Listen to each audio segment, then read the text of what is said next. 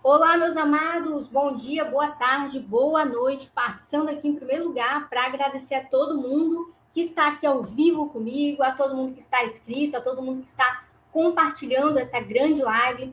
Você que está chegando aqui pela primeira vez, copie e cola essa grande live aí nos grupos do WhatsApp, nos status. Muitos de vocês passam aqui, mas ainda não está inscrito. Eu peço a inscrição de vocês neste canal. Se inscreva, curta, compartilha, pessoal. Escancara esta live agora. A gente está entrando ao vivo, é feriado, mas a gente está aqui ao vivo, diretamente de Brasília, para apurar e transmitir todas as informações. É da direita, acredita em Deus, pátria, família e liberdade. Ajude a compartilhar o máximo possível. Aconteceu, a gente está aqui ao vivo. Pessoal, antes de mais nada, da gente falar que a morte agora foi confirmada, a questão do Exército Brasileiro também, há poucos segundos atrás, o presidente Trump acaba de bloquear o Estreito de Hormuz, impedindo a passagem de navios de todas as bandeiras, conforme foi anunciado que faria ainda ontem pelo presidente Trump. Medida acontece após as negociações com o Irã,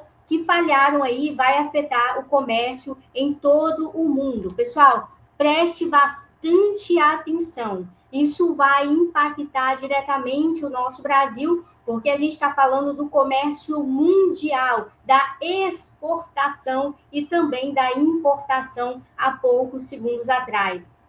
A medida acontece após negociações com o Irã falharem e vai afetar o comércio mundial. Iremos agora diretamente dos Estados Unidos. Eu peço você que é aposentado, que é pensionista, estar na melhor idade aí para poder compartilhar esta grande live, que primeiro a gente vai falar sobre o impacto agora no nosso Brasil, possivelmente a falta de algum alimento, possivelmente aí vai acontecer uma catástrofe, pessoal. Vamos diretamente dos Estados Unidos com esta informação, porque aconteceu, pessoal. A gente está aqui ao vivo, 1767, vamos chegar a 2.000 pessoas. Copie com essa grande live nos grupos. Deixa eu voltar. O bloqueio do Estreito de Hormuz. Estados Unidos bloqueando o Estreito de Hormuz, essa via importantíssima para o comércio mundial. Por isso que nós tivemos de interromper a fala de Clarice Oliveira, a análise sobre a política brasileira, para te falar sobre o bloqueio do Estreito de Hormuz. Essa medida dos americanos vale para todas as embarcações, independentemente da bandeira. Porque pode ser que ocorra em você uma dúvida. Se o Estreito de Hormuz já está fechado, o que é que os Estados Unidos querem fechar? É porque existem nuances deste assunto, inclusive a crença de que o Irã cobra pedágio milionário para alguns navios conseguirem passar. Vamos então ao vivo? Atenção, vamos ao vivo até os Estados Unidos com Priscila Yazbek. Priscila, pontualmente 11 horas, agora virando 11 horas, 1 minuto, é a promessa do governo dos Estados Unidos de bloquear, a partir deste momento, o Estreito de Hormuz. Nos conte, por favor, Priscila.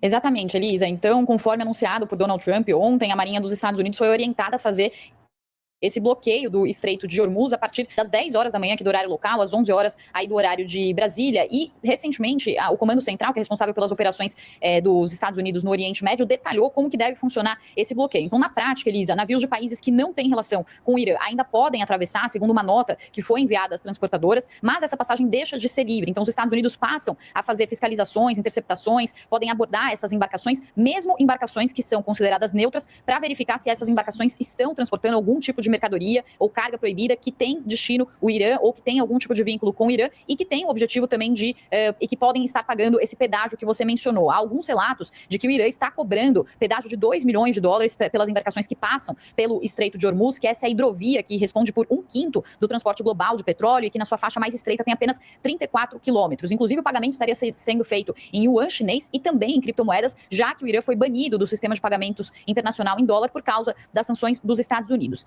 Segundo essa nota do Comando Central, ainda que cargas humanitárias, como alimentos, também medicamentos, sejam permitidos para passar no Estreito de Hormuz, elas também vão estar sujeitas à inspeção, e isso, claro, cria um ambiente de incerteza, também de risco para as embarcações que passam ali pelo Estreito de Hormuz. Essa nota também diz, Elisa, que não é só o Estreito de Hormuz especificamente que vai ser bloqueado, mas também esse controle vai acontecer no Golfo de Omã e no...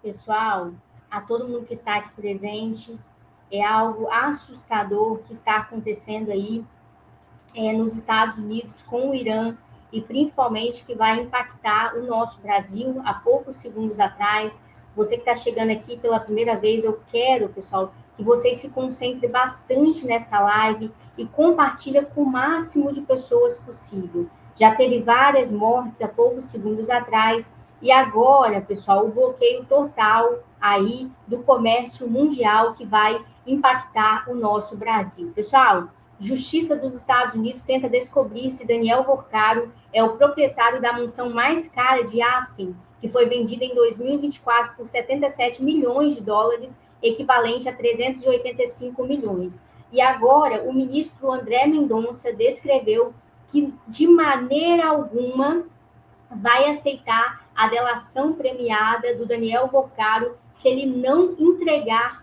todos os ministros aí do Supremo Tribunal Federal que estão envolvidos neste esquema de corrupção do Banco Master e também aí a farsa do INSS. Iremos diretamente de Brasília, lembrando também que prendeu aí o ministro 3 pessoas aí do Exército, né, para poder fechar a boca, desviar o foco aí dessa questão aí do Banco Master e por aí vai. Vamos diretamente de Brasília com estas informações. Pessoal, vai dando like, vai compartilhando, vamos explodir.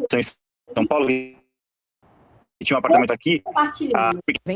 Volta a falar de Daniel Vorcaro. A coluna do Demetrio Vecchioli apurou que a justiça norte-americana quer saber se o banqueiro e ex-dono do Banco Master é dono da mansão mais cara já negociada em Aspen. A cidade turística de luxo no estado do Colorado é conhecida por suas estações de esqui e por atrair celebridades, empresários e eventos de alto padrão. Mas quem vai nos contar mais detalhes dessa história toda é o próprio Demetrio, que está aqui com a gente. Muito bom dia, Demetrio. Bom dia, Nath, tudo bem? Tudo bom, tudo certo. Caramba, essa história do Daniel Vorcaro ganha cada vez mais tentáculos. Essa particularidade das casas dele pelo Brasil e pelo mundo, das festas que ele fazia, desses eventos, é muito interessante e, claro, tem um apelo muito forte com a população que consegue entender melhor o tamanho da ramificação de negócios do Daniel Vorcaro, né?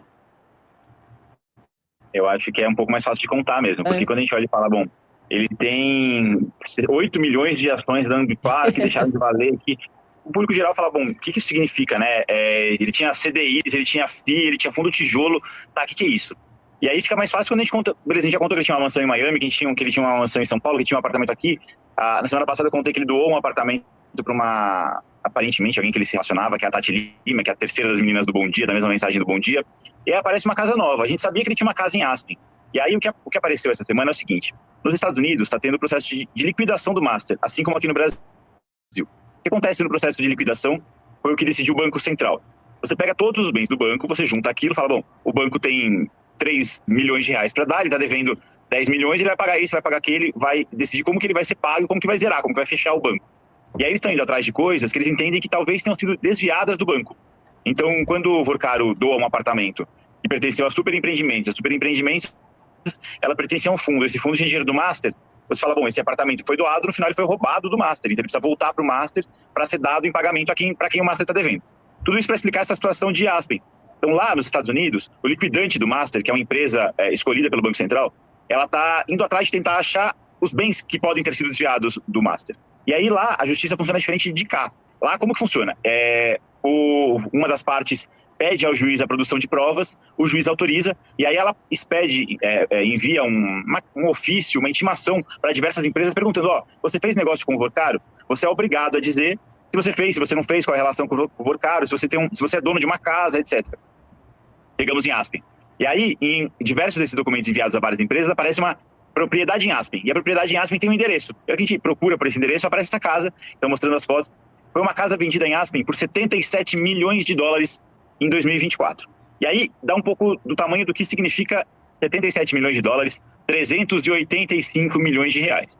Aspen, para quem não conhece, e eu não conheço, mas a gente sabe o que é. Aspen é uma estância de altíssimo luxo de neve. É para onde os ricos dos Estados Unidos, do mundo todo, mas principalmente dos Estados Unidos. Pessoal, e a fuga agora, poucos segundos atrás, chegou essa notícia do ministro Alexandre de Moraes. Estamos com 1.428. Pessoal, chegamos também a 119 mil inscritos neste canal. Eu quero fazer o sorteio com todo mundo que está aqui ao vivo. Eu gosto muito da presença ao vivo de vocês, para poder participar dos nossos sorteios, que é o Pix aí na sua conta, para você comprar qualquer produto da nossa loja. A gente está a transmissão ao vivo aqui e vai passando os produtos da nossa loja do canal. Eu peço você que coloque aqui nos comentários com quantas pessoas vocês compartilharam. Então, se foi 100, você vai ganhar R$100 aí no Pix. Quanto mais pessoas vocês compartilhar, maior o valor. E aí eu vou clicar na pessoa aí que mais compartilhou. Então, a gente está ao vivo, vai colocando nos comentários aí com quantas pessoas vocês compartilharam. Ao mesmo tempo, eu peço que vocês curtam, que é o joinha aí, e também se inscreva no canal. Pessoal, ministro Alexandre de Moraes fugiu há poucos segundos atrás. Alexandre de Moraes fugiu, não há outra palavra que descreva a atitude dele que não seja fuga. Questionada aqui ao vivo sobre como poderia haver democracia em meio a tantos escândalos que têm surgido envolvendo o Supremo Tribunal Federal / ministro Alexandre de Moraes, ele tomou a atitude mais vergonhosa desde que chegou ao STF. O salvador da democracia, que adora holofotes, preferiu ignorar e não respondeu, afirmou aí o deputado Gil. A jornalista aí perguntou a Moraes como poderia haver democracia em meio a tantos escândalos que tem surgido aí envolvendo o salvador da democracia, e ignorou aí a jornalista também há poucos segundos atrás. Pessoal, este ano é ano de eleição, a gente já sabe que o ministro também mandou prender mais uma pessoa ontem, a gente também já sabe que o nosso presidente Bolsonaro foi inocentado pela Polícia Federal, doutora, a Polícia Federal voltou a concluir que não há elementos que comprovem interferência indevida do Bolsonaro na corporação. Essa é a segunda vez que a instituição chega a esse entendimento aí, agora após a revisão realizada na atual gestão, conforme divulgado pelo nosso canal aqui. A reanálise do caso ocorreu por determinação do Alexandre, do Supremo Tribunal, que autorizou a reabertura aí do inquérito diante de novos questionamentos apresentados aí ao processo. Pessoal, novo incêndio também em turbina de avião em Cumbica assusta passageiros aí e cancela voos. A virada histórica de Flávio no estado, que sempre foi considerada a muralha intransponível do Partido dos Trabalhadores aí, do PT. E, pessoal, ao vivo, Zema pode ser vice de Flávio? O jogo está em aberto. Lembrando que a gente passou ontem, vai passar aqui alguns atores e atrizes aí que vão vir nas eleições este ano como candidato aí. Eu peço que você vai dando like, vai compartilhando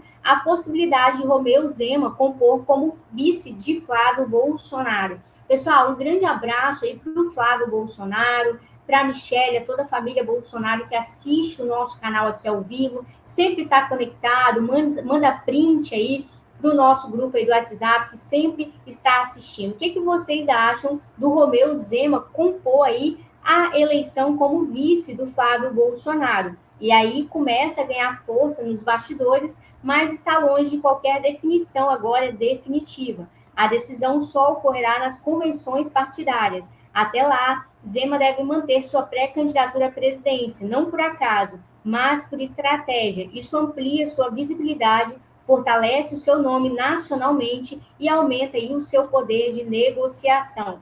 Coloca aí nos comentários o que vocês acham, pessoal, sobre o Zema vir como vice aí do Flávio Bolsonaro. Doutor, eu concordo, doutora, mais ou menos, e por aí vai. Pessoal, esposa do primeiro-ministro espanhol Pedro acaba de ser acusada de corrupção, suborno e tráfico de influência há poucos segundos atrás. Aqui a gente está ao vivo com as notícias. Pessoal, senador também Alessandro Vieira, relator da CPMI do crime organizado, promete votar o relatório final amanhã, mesmo dia em que Cláudio Castro, ex-governador do Rio, será ouvido. Há poucos segundos atrás, as informações chegando, iremos diretamente de Brasília. Pessoal, vai dando like, vai compartilhando e vai se inscrevendo. Olha só. Deixa eu voltar. Da CPI do crime organizado, o senador Alessandro Vieira, do MDB, do Sergipe, prometeu apresentar e votar o relatório na terça-feira, no dia em que se encerram os trabalhos da comissão. Em entrevista ao Especial de Domingo, o senador disse que o relatório deve trazer informações sobre o Banco Master e, antes de encerrar os trabalhos, a CPI quer ouvir o ex-governador do Rio, Cláudio Castro. Quem vai trazer todos esses detalhes para a gente é o Túlio Amâncio, direto de Brasília. Túlio, muito bom dia para você. São muitas coisas, muitas situações aí que a CPI está atuando, né? Está investigando, né? É isso, Marcele. Bom dia a você. Excelente semana para você e para todo mundo que está com a gente. A CPI do crime organizado começou muito focada nas atuações das organizações criminosas, como Comando Vermelho, PCC, mas na reta final embarcou aí nessa questão do Banco Master de forma bem aprofundada, ou pelo menos tentou. Os integrantes da CPI reclamam da atuação do STF, diz que a Suprema Corte acabou atrapalhando. Mas vamos entrar já nessa questão. Mas amanhã é o último dia da CPI do crime organizado. Houve um pedido por parte da comissão para a prorrogação desse trabalho por mais de 60 dias, só que o presidente do Senado, Davi Alcolumbre, não aceitou estender o trabalho da CPI. Então amanhã a expectativa é que Cláudio Castro, ex-governador do Rio de Janeiro, preste depoimento para falar sobre a entrada dos grupos criminosos, das organizações criminosas na máquina do Estado, que não é de hoje, não é do governo dele, mas há informações de que elas atuam na máquina do Rio de Janeiro. E ela vai ser concluída, essa CPI, depois de mais de 4 meses de trabalho.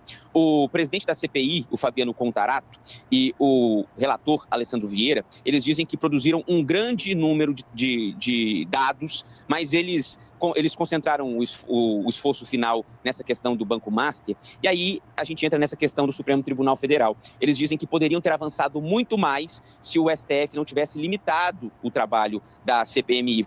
Por exemplo, o ministro Gilmar Mendes, do Supremo, ele suspendeu a quebra de sigilo da Maridit, empresa de Toffoli. Essa quebra de sigilo foi feita pela CPI